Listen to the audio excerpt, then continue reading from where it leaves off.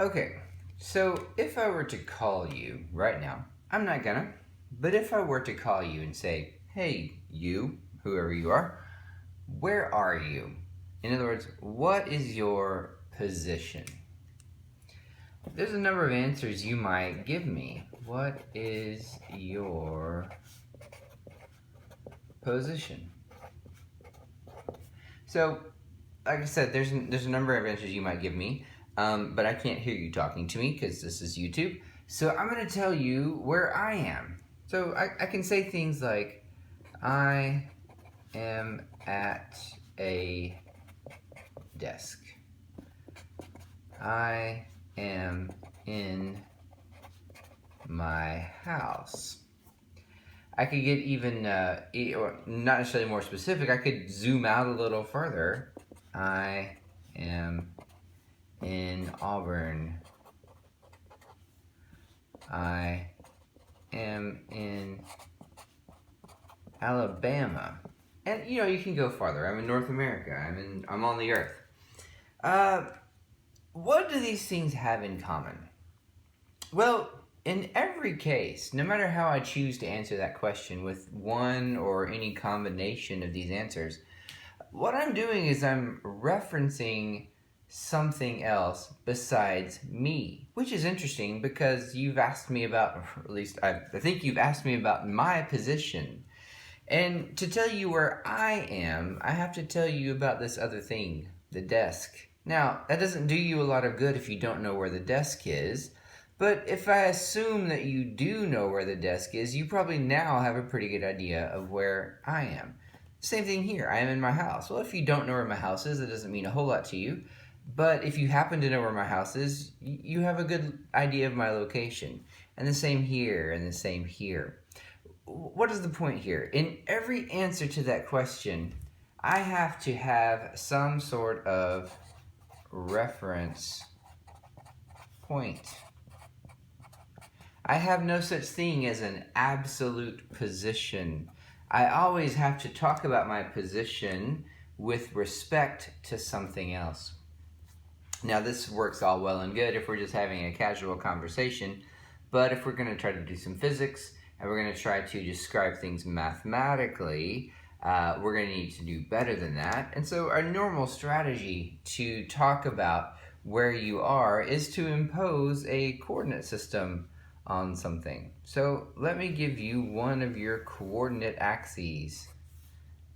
I've drawn it horizontally. You might as well call it X. And we're going to pick out a point called the origin. And this is going to serve as a reference point. Now, obviously with a coordinate axis, I could draw a y-axis and then a z-axis. And so everything I'm talking about here, you can extend to 3 dimensions. But let's just keep it simple here in 1 dimension. And we'll just imagine that everything I say, you can easily take to the other dimensions. So what I've done when I've set up this coordinate system is I've explicitly defined my reference point, right? And here I might say that the desk is my origin, and then I can talk about if I get up from my desk and I walk 8 feet in some direction, I'm going to get to the door. If I walk 3 feet in another direction, I'm going to get to the wall. But the 8 feet and 3 feet is all referencing what I've said is my position, the desk. Same with my house, the same with Auburn. I could say that I could drive an hour and a half northeast or so and get to Atlanta, or I could drive 45 minutes west and get to Montgomery. But those times I give you, 45 minutes, hour and a half, whatever I'm going to give you, are all from Auburn, right? I'm using Auburn as a reference point. I'm going to do the same thing here. I'm going to, not arbitrarily, I'm going to explicitly, it is arbitrary, but I'm going to explicitly define this position, this point, as the origin, and I'm going to reference everything else to it. So once I do that, of course, I can talk about moving in this direction. I can talk about moving in this direction. I could say words like to the right. I could say words like to the left, but those are a little unclear if I'm trying to mathematicize things. So my normal strategy, if I'm going to talk about directions from the origin, is to assign some direction as positive and some direction as negative. Normally, we define to the right as positive, but that's actually your choice. And we will find lots of problems that we come to where maybe it's not the best choice to define to the right as positive, or in the y-axis up as positive. Sometimes maybe we want to define down as positive, or on the x-axis to the left as positive. This is your choice. Once you make it, though, you stick with it. What that tells you then is that if you see a position that is positive, that lies to the right of the origin. If you see a position that is negative, that lies to the left of the origin on this axis. Of course, on other axes, there'll be different directions like up and down. All right, so speaking of those positions, let's pick one out.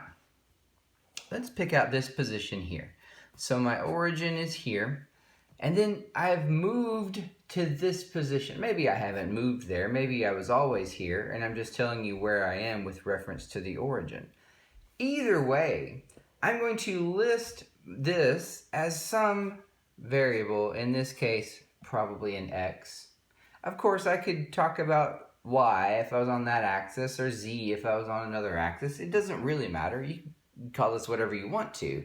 It's just a name. But on this axis, it's pretty standard to call it an x. But just remember, this is going to be a placeholder for some position on the appropriate axis. In this case, x is appropriate, so we'll use x. Okay, so I have this position x, and the implication here is that I'm measuring that position from the origin. When I do that, I have some sort of distance here. That distance will be given in whatever units my axis has. In this class, we're going to stick to the SI system, so I'll probably have meters here. But that tells you that this distance from the origin to x is the distance that I'm sitting from my point of reference. Okay. Now, of course, the thing about a position is that in the physical universe, you can change a position. I could start here, and I could walk this way. I could walk all the way over here. I could walk a little bit more to the right. And so the idea is, just because I have a certain position at one point in time does not mean that I am going to stay at that position. So to indicate that, my strategy is to not only use an x to represent my position, it's to subscript the x with something to let me know that this is a position at a particular time. There's all sorts of ways to do that. 1, 2, 3, 4 work just fine. Maybe the most useful one is to subscript this with a little I for initial, or maybe, well, let me go this way. I'm a little out of frame. Maybe I move to the right, and now I'm in this position X, but I'm going to subscript this with an F for final. Now, let's talk about the initial and final. When I write this, what this tells you is that at some point I was here, and then at some later point I was here. I have actually not told you what I did in between. I could have gone straight here, I could have gone back over here and around here. I could have done all sorts of things. We don't actually know, but I do know that at some point I'm here, and at some later point I'm here. Don't let the initial and final confuse you. What that means is that at some point I started caring about what was going on here. And where this position was, when I started caring about it, I'm going to call that initial. When I stop caring about it, I'm going to call this final. In point of fact, if I'm moving to the right, just because I call this x final doesn't mean that it stops there. It could keep on going. It just means that this is the last instant of time that I care about what's happening. In other words, what do I need to solve a problem? The last information I need to solve the problem is going to be here. This does not necessarily have to stop at this position for this to be the final position. It's just final with regards to what I want to know. So that's xf and xi, or xi and xf, x initial and x final. Well, as soon as I do that, I can talk about the distance between x initial and x final, just like I could talk about the distance between this position and the origin. Now, to do that, mathematically, you probably see what's going to go on. I'm going to take this position and subtract from it this position. Right? This position, with reference to the origin, will tell me what the distance is from here to here. This position, referencing the origin, will tell me the distance from here to here.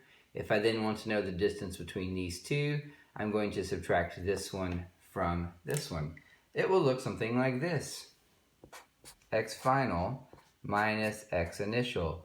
Always, always, always in this order. We do this a lot in physics. We do it so much, we've actually given this expression a special symbol. We call this delta X. Delta, I will read it as delta. Some people will read this as change in. That's what the delta means. It tells you that something has changed.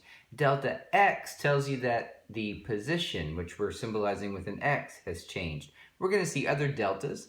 Whatever is after the delta is what has changed. The delta tells you something changes. And it is defined, I should put 3 lines here. The delta is defined as this final value minus initial. Always, always, always in that order. Final minus initial is how we define the delta. So when you see a delta, it means something has changed. In this case, the position has changed. All right, let's do a little example to see what we're doing here. Let's say that I have a coordinate, or let's say I have an axis that looks like this, and I'm going to set my origin here. So this is my point 0, my origin. And let's say that this is also my initial position. X initial is equal to 0 meters. What that means is that whatever this thing is, let's say it's me, I'm sitting here at the origin when I start caring about what I'm doing. The initial position is at the origin, so I say that it's 0 meters. Let's say that I now walk from this point somewhere over here to my X final. And let's say that X final happens to have a coordinate of 5 meters. Well, how much did my position change? Well, my position changed delta X, exactly X final minus X initial, which, if I plug in values, is going to be 5 meters minus 0 meters. This tells me that my delta X was 5 meters. Right? Now, I'm going to assume, for now, this is not always the case, but I'm going to assume that I walked in a straight line from here to here with no detours. If that's the case, then we will say that I walked for 5 meters. I think that's probably pretty obvious. Again, I don't have to do that, but in this case, I'm going to say, okay, I'm going to walk for 5 meters. So the distance that I walked is equal to the delta X. Now, let's assume that I don't. Let me take a circuitous path. Let me assume that I started here at the origin, and maybe I walked this way for a little bit, and then, no, I'm going to go back here, and I'm going to go over here, see what's over here, and then I'm going to turn around and come back over here, and then I'm going to end up where I stopped. So I walked this way, back this way, and then stopped there. What is delta X? Well, I started at 0 and I ended at 5, so the delta X actually hasn't changed. Notice, it doesn't actually care about what I do in between. It only cares about my initial position and my final position. It doesn't actually care about how I got there. So in the first case, when I walked straight here, you would all agree that the distance that I walked is equal to the delta X. But in the second case, that is not the case. I walked this way and then back this way and then back this way. So I actually walked more than 5 meters, but the delta X did not change. Okay? That's one thing to see about it. This change in your position does not always equal the distance traveled. That depends on the path you take to get here, but the delta X only cares about the initial and final positions. All right, One more example before we put a name to this. I know some of you that have had physics before are like, why don't you just call it what it is? I'm getting there. So we'll say again, this is my origin. And we'll say that I have a point over here at x is equal to 5 meters. But in this case, I'm going to start here. X final is equal to 5 meters. And now I'm going to, not final, sorry, x initial is equal to 5 meters. I'm starting here, right? X initial is equal to 5 meters. In this case, though, I'm going to start here and I'm going to walk back this way to the origin. So my x final is now 0 meters. Okay, what is my delta x? Well, it's always x final minus x initial. In this case, what I get is 0 meters, x final, minus 5 meters is equal to negative 5 meters. Okay, well, we have a negative sign here. So think about what is the difference between the motion that I described here and the first motion that I described here. Let's go back to where I just walked from the origin to 5 meters. Just walk straight there. What's the difference between that motion and what I just did? Well, the difference is the direction. In the first one, I was walking to the right, and the second one, I was walking to the left. The difference I see mathematically is I have a negative sign here. Hang on to this. Take this to the bank. In physics, negative signs and positive signs indicate direction. The distance that I walked in both cases is 5 meters. A distance will always be positive, but delta x can be negative. What do I mean when a distance is always positive? Well, some of you are runners. Some of you might have even run 5Ks at some point and say, well, hey, how far did you run in that race? You said, negative 5K. That doesn't make any sense. You ran 5K. In point of fact, you probably change direction all the time. So this is not strictly speaking a distance because this delta x can be negative. This tells you something about how this thing has moved. So it's time to tell you the name of this. This delta x we call the displacement. And please keep in mind the displacement and the distance traveled are not necessarily the same thing. Sometimes they are. Sometimes they're not. It depends on your path. But the displacement is interesting. Number one, like I said, it only takes into account your initial and final positions. Most importantly, the displacement is what we call a vector. We've seen videos on vectors. Remember, a vector is a directed quantity. So how is this a directed quantity? Well, 5 meters positive. I didn't write the positive, but it's there. Tells you that you've moved 5 meters in the positive direction. You might have moved a whole lot more, but this tells you that your displacement is 5 meters in the positive direction. This tells you that your displacement is 5 meters in the negative direction. So we saw in previous videos how to talk about I hats and J hats as far as indicating direction. We're still going to do that, of course. But in this case, the direction is actually indicated just with the negative sign or the positive sign. That's pretty standard for one-dimensional motion. Negatives and positives will take care of the direction for us. So this is the displacement. Again, not necessarily equal to the distance traveled, but we call this the displacement, and it is a vector. All right, well, what can we do with that? Well, if you can imagine actually walking someplace, which you can because you do all the time, it probably is no surprise to you that all physical processes, such as walking, at least all the physical processes we're going to talk about in this course, I'll write that in this course, take time. It takes time to walk from one place to another. It might be a short amount of time. You might be walking a very short distance, or you might be walking a long distance really fast. But it takes some time.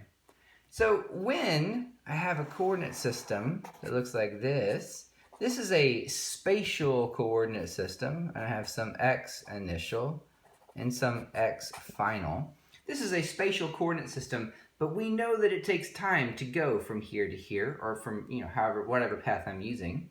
So what we can also say, I'm not going to draw the points on this axis because this is space, but it's connected with time. What we can say is that the x initial, I'm at this position at t initial, right?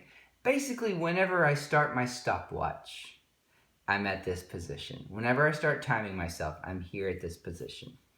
And we can say that the final position is at some t final. So what I can now say is that if I move from this initial position to this final position, that takes a time given by delta t. In other words, if there is a delta x, there is also a delta t. Delta x implies that there exists some delta t. What can I do with that? Well, probably I'm going to do something like this. I'm going to take delta x and I'm going to divide it by the amount of time it took to undergo that displacement. We do this all the time, whether or not you realize it or not. If I ask you how fast you're driving, you might say, oh, I'm driving 70 miles per hour. And I say, okay, fair enough. How far are you going to drive in 1 hour? And you would say, well, I'm going to drive 70 miles if I'm driving 70 miles an hour. What you did is you used this expression to solve that, whether or not you know it. It's something you probably do automatically at this point. But what you said is I'm going to drive 70 miles in 1 hour, your delta x and your delta t. Now, in this class, we're not going to use miles and hours, but we are going to use meters and seconds. And so if I just look at the units of this expression, I've got meters per second. And just like a mile per hour, this is what we will call, well, these are at least the units of speed. 70 miles per hour is your speed, right? In this class, we're going to talk about speed in terms of meters per second. And so we can talk about this as a speed. And that makes sense, right? If you go some delta x and some delta t, your speed tells you how fast you were moving to get there. So I hope that makes sense.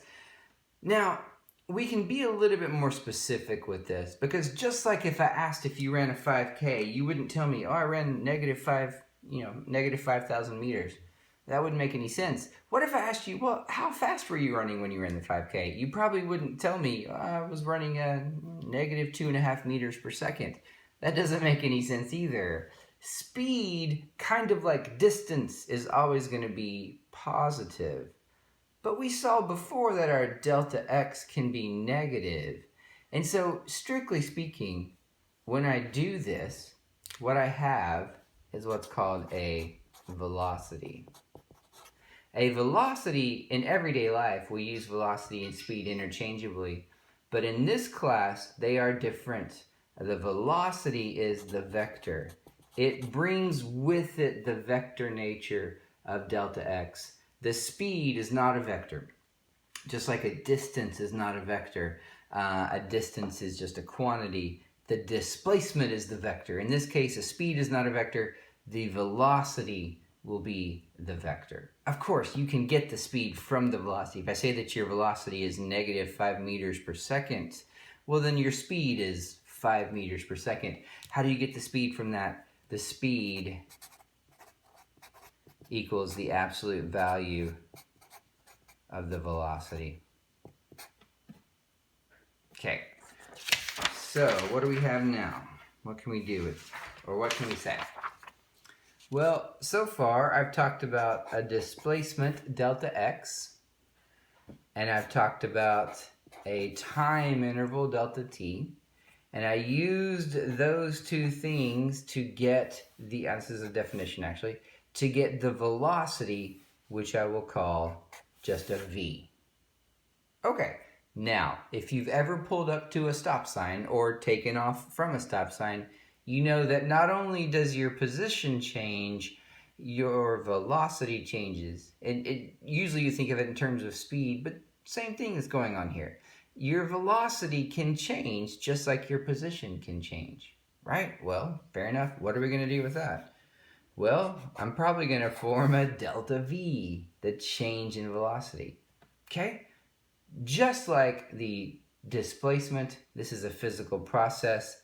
It takes some amount of time. Now, this is the change in velocity over the change in time. We're going to call this A for acceleration.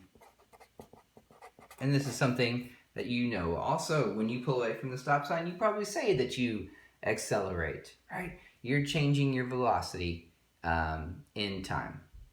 Let's look at the units of this. Remember what units of velocity were? Meters per second. Units of time is second. Meters per second is how the older generation would have said this. It's what my dad would say.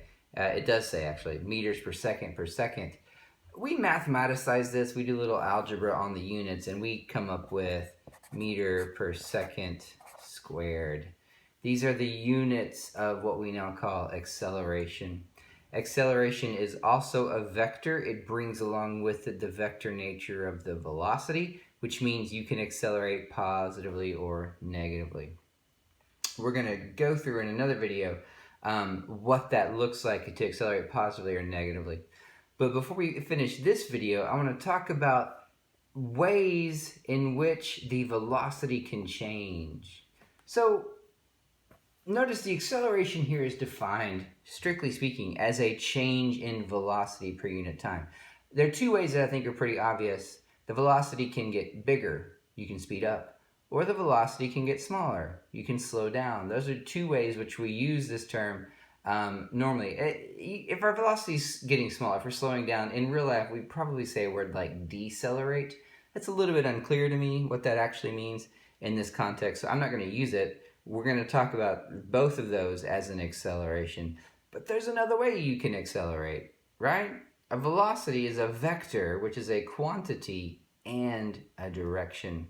So an acceleration does not necessarily mean that your speed is changing. You could maintain the same speed and just turn.